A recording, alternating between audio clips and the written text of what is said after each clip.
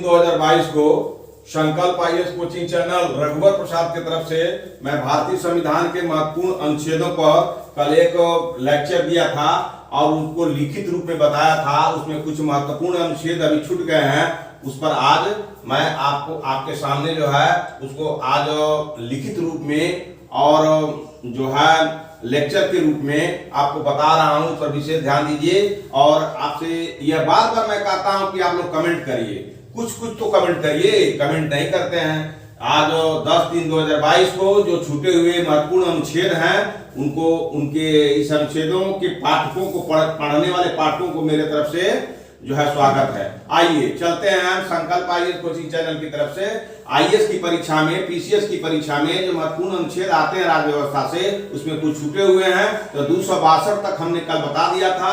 आज हम आपको बताएंगे 263 अनुच्छेद क्या है। 263 अनुच्छेद में क्या है? अंतर्राज्यीय परिषद के संबंध में बंद है। अंतर्राज्यीय परिषद के संबंध में अंतर्राज्यीय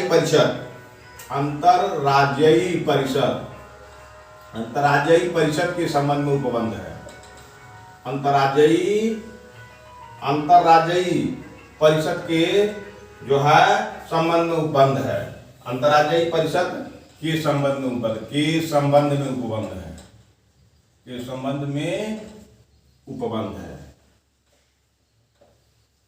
है। इसको याद करिएगा। 263 अनुच्छेद 263 जो अंतर्राज्यीय परिषद बनती है कई राज्यों को मिलाकर के, उसके विषय में उपबंध है। और 265 एक बहुत बढ़िया आपका जो है अनुच्छेद है, महत्वपूर्ण है, इसको भी जानिए। विधि के प्राधिकार के बिना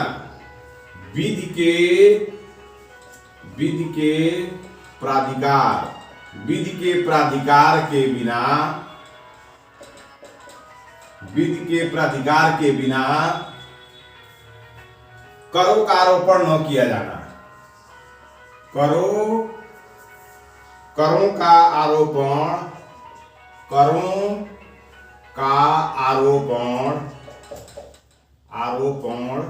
न किया जाना। ये है ऊपर 265 अनुच्छेद है, इसको याद करिएगा। विधि के प्राधिकार के बिना अगर विधि नहीं कहती है तो कर जो टैक्स लिए जाते हैं उसका आरोपण न किया जाना, उसमें नहीं किया जाएगा। तो 265 बहुत महत्वपूर्ण चीज है, इसको याद करिएगा। तो विधि के प्राधिकार के बिना करों का आरोपण न किया जाना, नहीं लिया जाएगा। विधि के प्राधिकार के बिना अगर विधि नहीं कहती है कि कर नहीं लिया जाएगा तो नहीं लिया जाएगा। इसका व्याख्या इसी 265 में है। आइए 275 में कुछ राज्यों को संघ से अनुदान, 275 में कुछ राज्यों को जो अनुदान दिए जाते हैं, ग्रांट दिए जाते हैं, तो वैसे ही नहीं प्रधानमंत्री दे देते हैं। भारत के संविधान में 275 अनुच्छेद है। इसी अनुच्छेद के तहत प्रधानमंत्री जिस राज्य को चाहे उस राज्य को अनुदान दे सकता है। तो कुछ राज्यों को जो है संघ से अनुदान मिलता है, कुछ राज्यों को संघ से अनुदान, कुछ राज्यों को संघ से अनुदान, कुछ राज्यों को संघ से अनुदान,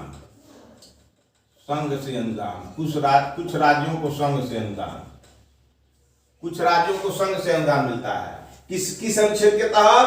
275 अनुच्छेद के तहत कुछ राज्यों को जो केंद्र से, सेंटर से अनुदान दिया जाता है। जो प्रधानमंत्री अनुदान देते हैं, ग्रांट देते हैं, तो यही अनुच्छेद उनको शक्तियां देता है। अनायास तो नहीं देते हैं। तो ये 275 है, इसको याद करिएगा। अगर पूछ दिया जाए कि अगर बिहार को या उत्तर प्रदेश को केंद्र अगर अनुदान देती है तो यह अनुदान जो है किस संविधान के अनुच्छेद के तहत देने के लिए उनको जो है शक्तियां देता है, यही 275 है। और उसके बाद 300 है। 280 तो आप जानबे करते हैं, ये बार बार पूछता है। इसी में वित्त आयोग का गठन है। वित्त आयोग एक है, वित्त आयोग, ये वित्त आयोग है। 280 भी बार बार सवाल पूछा। 280 अनुच्छेद जो है इसे सवाल पूछे जाते हैं। वित्त आयोग का जो है वर्णन किसमें है? तो भारतीय संविधान के अनुच्छेद 280 में है कि जो है केंद्र सरकार में एक वित्त आयोग होगा और वित्त आयोग पूरे ये कमीशन, ऐसा कमीशन है जो केवल आर्थिक सिस्टम पर बात करेगा। वित्त आयोग मनो केवल आर्थिक सिस्टम पर बात करेगा और सरकार को सुझाव देगा कि क्या देश में क्या करना चाहिए, क्या नहीं करना चाहिए, किससे फायदा होगा देश को, किससे घाटा होगा, किस राज्य के लिए क्या जो है आर्थिक व्यवस्था लगानी चाहिए, क्या नहीं लगानी चाहिए, ये 280 में लिखा हुआ है। तो मैं आपको एक महत्वपूर्ण बिंदु बता रहा हूं। और 300 है वाद और कार्रवाइयां। 300 अनुच्छेद एक है, 300 अनुच्छेद में है वाद और कार्यवाहियां। वाद और कार्यवाहियां, कार्यवाहियां, वाद और कार्यवाहियां इसमें है। तो 300 में आप वाद और कार्यवाहियां इसको जो है याद रखिएगा। लेकिन वही 300 को आ जाता है तो वही संपत्ति का अधिकार खत्म हो जाता है, ये याद रखिएगा। यही 300 है, इसी में को जुड़ जाएगा तो संपत्ति के अधिकार को समाप्त कर दिया गया। क्लियर? तो इसको 300 और 300 को अगर कहीं पूछ दे, अगर परीक्षा में भाई 300 और 300 क में क्या अंतर है, तो आप कहिएगा 300 में है वाद और कार्यवाहियां और 300 क में है संपत्ति के अधिकार की समाप्ति। आइए आपको और कुछ महत्वपूर्ण अनुच्छेद है आपको बता रहे हैं, उस पर ध्यान दीजिएगा। लेकिन आप लोग कमेंट नहीं करते, कमेंट जरूर किया करिए। आपको इससे फायदा है तो कुछ बताइएगा ना हमको कि आपका जो है ये चीज अच्छी है, ये बुरी है, तो बुरी होगी तो उसको सुधार किया जाएगा, अच्छी होगी तो और मनोबल किसी के भी बढ़ेंगे। आइए 300 क में आपको मैं बता भी दिया था कि 300 क अभी बताया हूं। तो 300 क में विधि के प्राधिकार के बिना, विधि के प्राधिकार के बिना, विधि के प्राधिकार,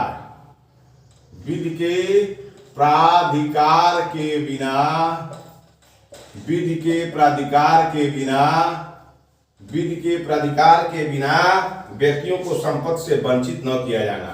व्यक्तियों को संपत्ति से, व्यक्तियों को संपत्ति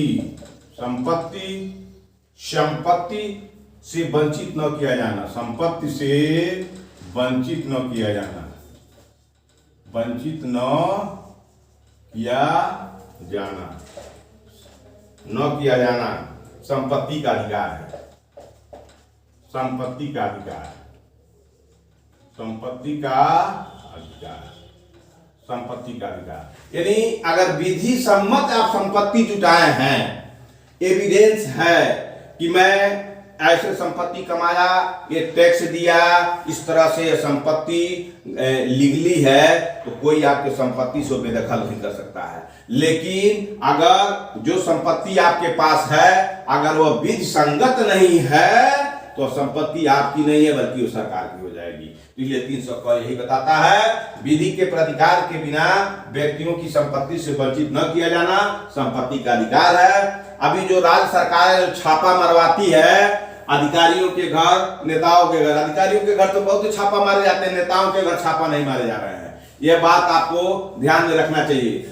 नेताओं के घर भी छापा मारा जाना चाहिए। उनकी पुरानी संपत्ति क्या थी या नई संपत्ति जो अब आई है वो कहां से आई है। तो अगर विधि के अनुसार वो संपत्ति अर्जित किए हैं तो वह संपत्ति उनकी होनी चाहिए। अगर विधि के प्राधिकार के बिना वो संपत्ति अर्जित किए हैं तो उनकी संपत्ति को जब्त करके समाज में बांट देना चाहिए। तो ये 300 क कहता है। तो 300 क एक नागरिक के लिए भी है, एक ऑफिसरों के लिए है, राजनीतिकों के लिए है, सबके लिए है। लेकिन केवल अधिकारियों पर काम हो रहे हैं, लेकिन बड़े बड़े नेताओं पर यह काम नहीं हो रहे हैं। यही लोकतंत्र की यही हत्या हो रही है। आइए 311 है। 311 है संघ या राज्य के अधीन सिविल हैसियत।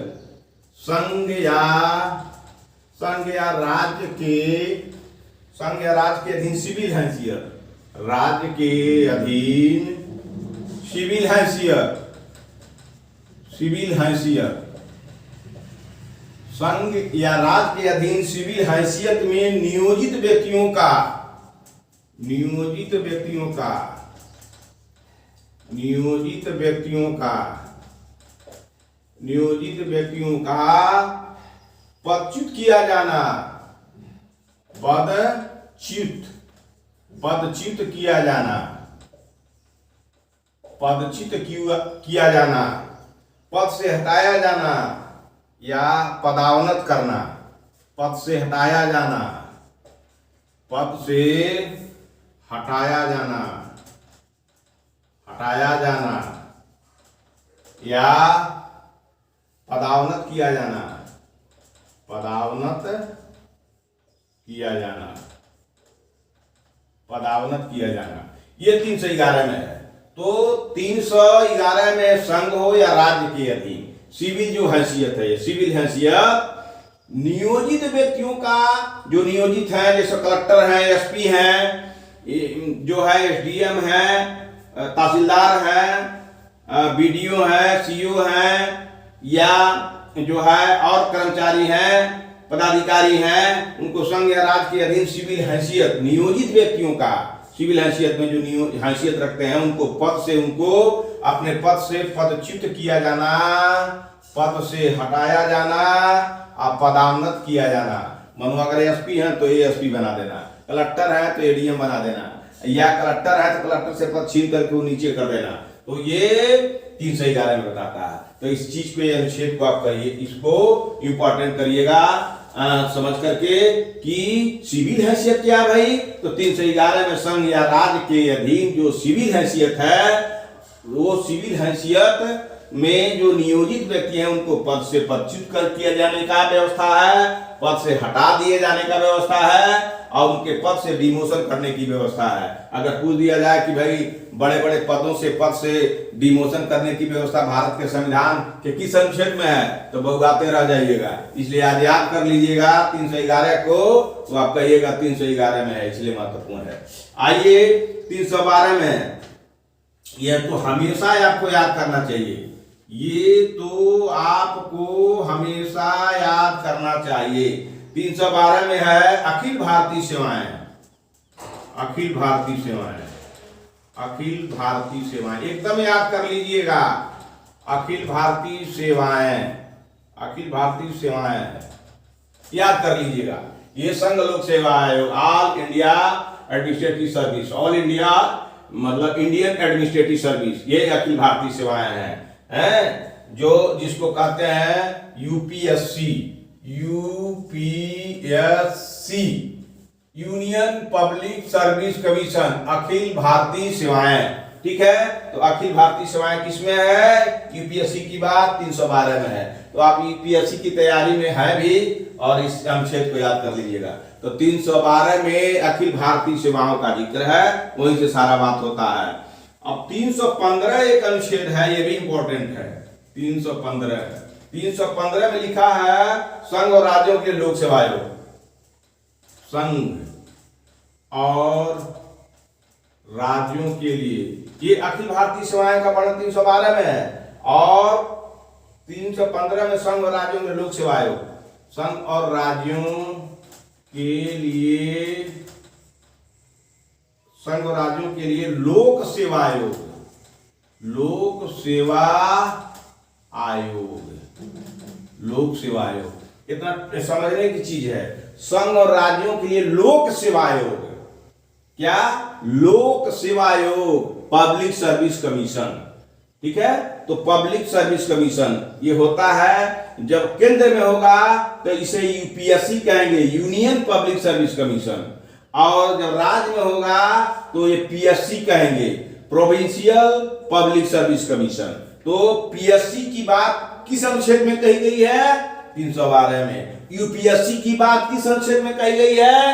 315 में। ये अखिल भारतीय सेवाएं जो है, ये सेवा देने का, अखिल भारतीय सेवा, अखिल भारतीय स्तर पर जो सेवा आप देते हैं वह 312 में है। और संघ और राज्यों के लिए लोक सेवा आयोग है, यूपीएससी और पीएससी, वह 315 में है। तो अभी बिहार में अगर बीपीएससी है तो वह आयोग का जो बात कही गई है कि एक बीपीएससी है, एक यूपीएससी है, एक जो है एमपीएससी है, उसके बाद यूपीएससी है, ये सब कहाँ है? 312 में ही मिलेगा। तो 315 में ही मिलेगा।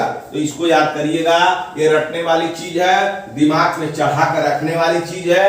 कहीं भी रहिए, बस में रहिए, गाड़ी में रहिए, कहीं भी रहिए, रिश्तेदारी में रहिए, अपना मोबाइल खोल के घंटा 1.5 घंटा इसको देख लीजिएगा, आपका ताजा खबर रहेगा और आपके दिमाग में बात रहेगी, आपको ये भूलेगा नहीं। इसलिए मैं इतनी मेहनत से आपको ये दे रहा हूं, इसको आप याद करिए और जो है इस चैनल को सब्सक्राइब करते हुए कमेंट जरूर लिखिए। चलिए कुछ और महत्वपूर्ण अनुच्छेद है आपको बता रहा हूं, कुछ महत्वपूर्ण अनुच्छेद और है आपको बता रहा हूं। महत्वपूर्ण अनुच्छेदों में जो है आपका जो है 223 क है, 323 क है, 323 क ये अधिकरण है, प्रशासनिक अधिकरण, प्रशासनिक अधिकरण है, अधिकरण ये ट्रिब्यूनल है, एडमिनिस्ट्रेटिव ट्रिब्यूनल, इनके लिए मुकदमे चलाए जाते हैं। तो 223 क में, किसमें है 323 क में है, प्रशासनिक ट्रिब्यूनल का बात कही गई है कि इनका मुकदमा कहां ट्रायल होगा, तो ट्रिब्यूनलों में होंगे। आइए अब आइए, एक है 320, हमने आपको छोड़ दिया था। 320 में आपको जब लोक सेवा आयोग के कार्य है, 320 में लोक सेवा आयोग के कार्य है, लोक सेवा आयोग के कार्य है।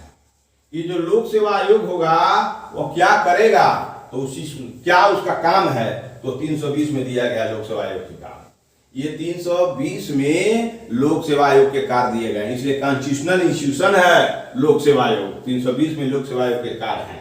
अब आइए 324 में, 324 बहुत महत्वपूर्ण है, इस पर तो देश में बवाल उठा है। निर्वाचनों के अधीक्षण, निर्वाचनों के अधीक्षण, निर्वाचनों के अधीक्षण, निर्वाचनों के अधीक्षण, निर्देशन, निर्वाचनों के अधीक्षण, निर्देशन, नियंत्रण, नियंत्रण, नियंत्रण का निर्वाचन आयोग में निहित होना, का निर्वाचन आयोग में, का निर्वाचन आयोग में निहित होना, का निर्वाचन आयोग में निहित होना,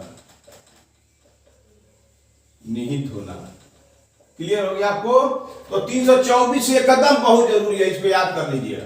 324 आता है कि जो निर्वाचनों के अधीक्षण, निर्देशन, नियंत्रण का निर्वाचन आयोग में निहित होना, मानो किसके तहत निर्वाचन के कार्यों का सुपरविजन करना, डायरेक्शन देना, कंट्रोलिंग करना, ये काम निर्वाचन आयोग में कहां से आया है?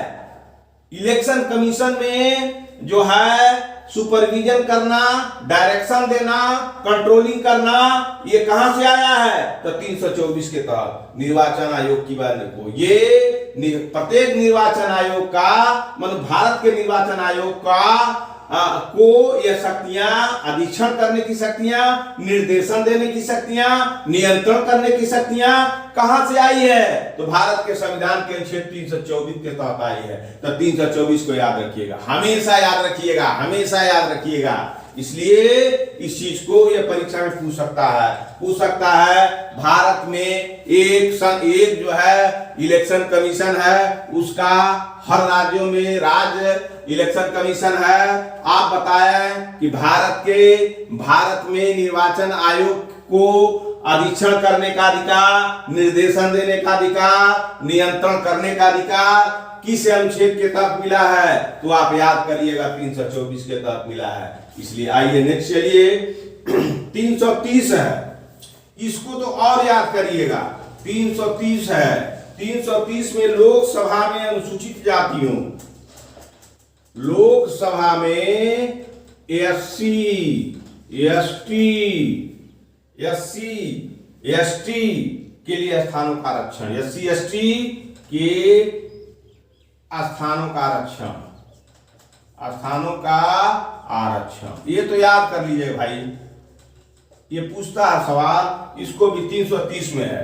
लोकसभा में जो रिजर्व सीट से सांसद बन के जाते हैं, बकलोला की तरह से बैठे रहते हैं, कुछ बोलते नहीं है, यही अनुच्छेद है जो उनको भेजता है संसद में। अब कुछ बोलता नहीं है SC ST का सांसद, अगर ये जिस दिन हटा दिया जाएगा तो ये जो जितने महबोले हैं जो बढ़िया बढ़िया कुर्ता नीचे तक पहन के जाते हैं उनकी उनकी जो है दिन खराब हो जाएंगे। और वह एससी के लिए और एसटी के लिए बोलते नहीं हैं, जाके संसद लोकसभा में सोते हैं। एकाध नेता कभी कभार बोल देते हैं बड़ी हिम्मत करके, नहीं बकिया जितने एससी एसटी के एमपी हैं यही जो है जा करके इसी के तहत उनको शक्तियां मिली है, आरक्षण मिला है, वो जीत के जाते हैं किसी पार्टी से हो, लेकिन जिनके लिए उनको बनाया गया है बोलते नहीं है।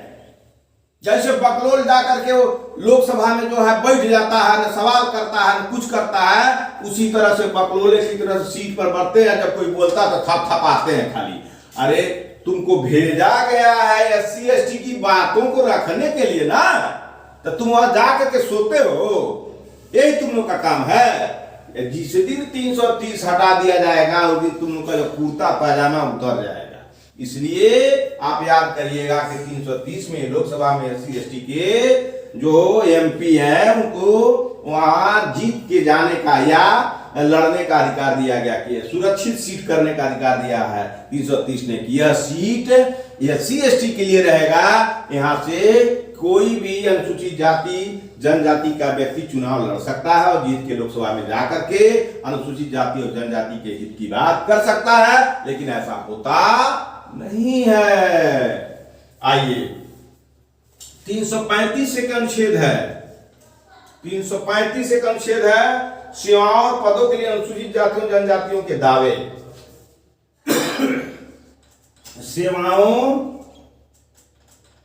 सेवाओं और पदों के लिए, सेवाओं और पदों के लिए एससी एसटी, सेवाओं और पदों के लिए एससी एसटी के दावे, देखिए कितना बड़ी अनुच्छेद है। 335 में सेवा करने का अधिकार मिल जाए और पद के लिए अधिकार मिल जाए, ये एससी एसटी इसी अनुच्छेद पर दावा कर सकता है। इसी अनुच्छेद 335 इसी अनुच्छेद के साथ दावा कर सकता है। किस अनुच्छेद? 335। और 330 में वो लोकसभा में जाने के लिए, उनके लिए संसद के लिए लोकसभा में जाने के लिए एमपी की सीटों को रिजर्व किया जाता है, इसी के बल से वह लोकसभा में जाते हैं। आइए कुछ और महत्वपूर्ण अनुच्छेद है आपको हम बता देते हैं।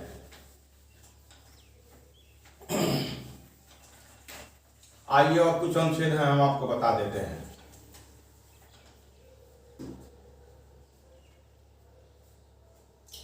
352 एक अनुच्छेद है, ये जो है ये भी महत्वपूर्ण है, ये इमरजेंसी से संबंधित आपात स्थिति की घोषणा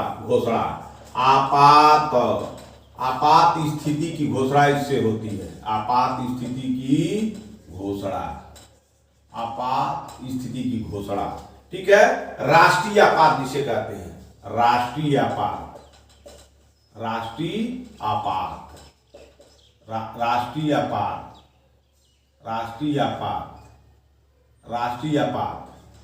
ये कहते हैं 352 में। 356 भी है आपात से संबंधित, याद रखिएगा। 352 356 ये सब याद करने की चीज है, बहुत इंपॉर्टेंट है, वेरी इंपॉर्टेंट है। 352 में राष्ट्रीय आपात इससे लगते हैं, और 356 में है राज्यों में संवैधानिक तंत्र विफल हो जाने की दशा में उत्पन्न, राज्यों में संवैधानिक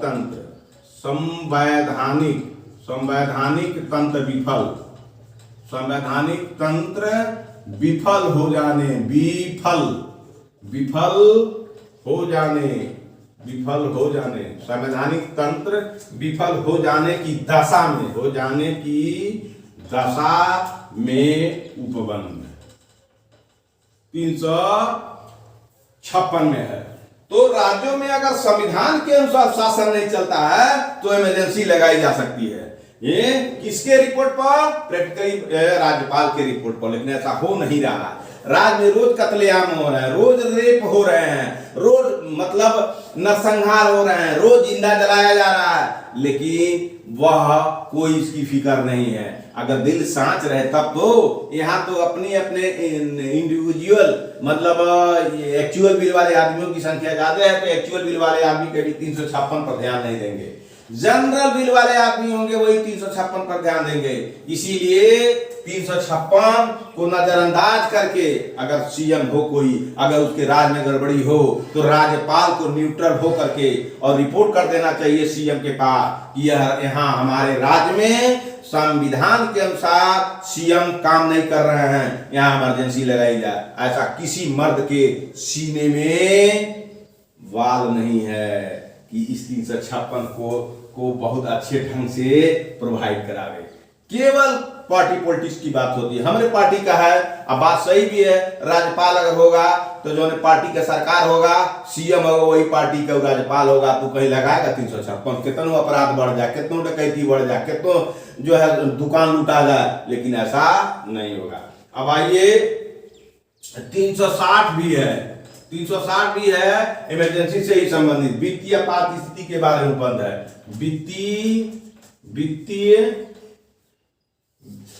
वित्तीय जो है वित्तीय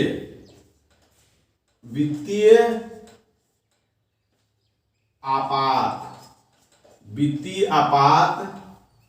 के बारे में उपबंध, वित्तीय आपात के बारे में उपबंध, वित्तीय आपात के बारे में उपबंध। और 365 क्या भाई, संघ द्वारा दिए गए निर्देश का, ये बहुत इंपॉर्टेंट है, एक सवाल बहुत बारीक मैं आपको पिछले विशेषता में बता दिया। संघ द्वारा दिए गए निर्देश, संघ द्वारा दिए गए निर्देश, संघ द्वारा दिए गए निर्देश का अनुपालन करने में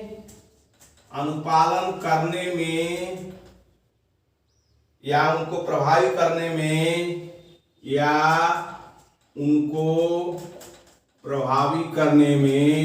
उनको प्रभावी करने में या उनको प्रभावी करने में असफलता का प्रभाव, असफलता का प्रभाव। देखिए 352, 356, 360 तो राष्ट्रीय आपात होगा 352 में। अगर संविधान के अनुसार सीएम अपने राज्य की व्यवस्था नहीं चलाएंगे तो उसमें इमरजेंसी है। 360 में अगर वित्तीय संकट है तो में है। लेकिन एक बहुत बड़ी चीज और गहराई की चीज है कि अगर संघ के द्वारा यानी केंद्र सरकार के द्वारा यानी प्रधानमंत्री के द्वारा अगर कोई आदेश निर्देश दिए जा रहे हैं और उसका अनुपालन करने में या उनको प्रभावित करने में असफलता अगर दिखती है किसी सीएम को, तो वहां 365 के तहत तो जो है इमरजेंसी लगाई जा सकती है। तो आप जान जाइए 352, 356, 360 तो सब लोग जानते हैं, लेकिन 365 को याद कर लीजिएगा। बहुत इंपॉर्टेंट चीज है कि अगर केंद्र के निर्देशों का अनुपालन कोई राज्य नहीं कर रहा है तो यानी समझिए केंद्र के अनुदेशों का पालन नहीं कर रहा, 365 के तहत वहां इमरजेंसी लगाई जा सकती है, सरकार को गिरा दिया जा सकता है। ऐसी बात है। तो आइए अब कुछ महत्वपूर्ण अनुच्छेद है आपको हम बताते हैं और इसको आप लिखते भी रहिएगा, लिखिएगा अभ्यास होगा, पढ़िएगा अभ्यास होगा, याद करिएगा अभ्यास होगा। कबीरे ने कहे हैं कि जो करत अभ्यास थे, और कबीरे कहे हैं या कोई राइटर कहे, हमको अब कंफ्यूज है इसलिए नहीं बता पाएंगे अभी, लेकिन करत अभ्यास ते जड़मति होत सुजान और रसरी यावत जात है सिल पर पड़त निशान। यानी अभ्यास करने से पत्थर भी खिस जाता है और जो है जिस तरह से अभ्यास करने से रसरी से पानी कुएं से निकालते पक्की जो है कुएं की जो दीवार कट जाती है, तो किस लिए? अभ्यास से। ठीक उसी तरह से आप अच्छे चीज का अभ्यास करिएगा तो उसी तरह से आपके दिमाग में टीके बन जाएगा, चिन्ह बन जाएगा और आप अपने मुकाम पर पहुंच जाइएगा, आईएएस के मुकाम पर। तो आइए जो है आपको और कुछ महत्वपूर्ण अनुच्छेद है आपको बता देते हैं कि 368 ये है। 368 को तो हमेशा परीक्षा में पूछता है, मैं आपको बताते चल रहा हूं। 368 को याद कर लीजिएगा, हमेशा किसी न किसी को, अभी बीपीएससी होने वाली है ना, अभी बीपीएससी की परीक्षा होने वाली है, हो सकता है 368 पूछ दे। तो 368 में संविधान का संशोधन करने की, संविधान में संशोधन करने की, संविधान में संशोधन करने की, संविधान में संशोधन, संविधान में संशोधन करने की संसद की शक्ति, उसके लिए प्रक्रिया है। संविधान में संशोधन करने की शक्ति और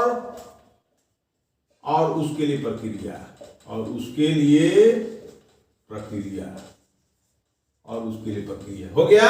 तो 368 में संविधान में संशोधन करने की शक्तियां कहां से मिलती है संसद को? संविधान में संशोधन करने की शक्ति और उसके लिए प्रक्रिया ये 368 से मिलती है। और एक जो है आप चर्चा का विषय है 370, ये है जम्मू कश्मीर राज्य के संबंध में अस्थायी उपबंध है। जम्मू कश्मीर के संबंध में, जम्मू कश्मीर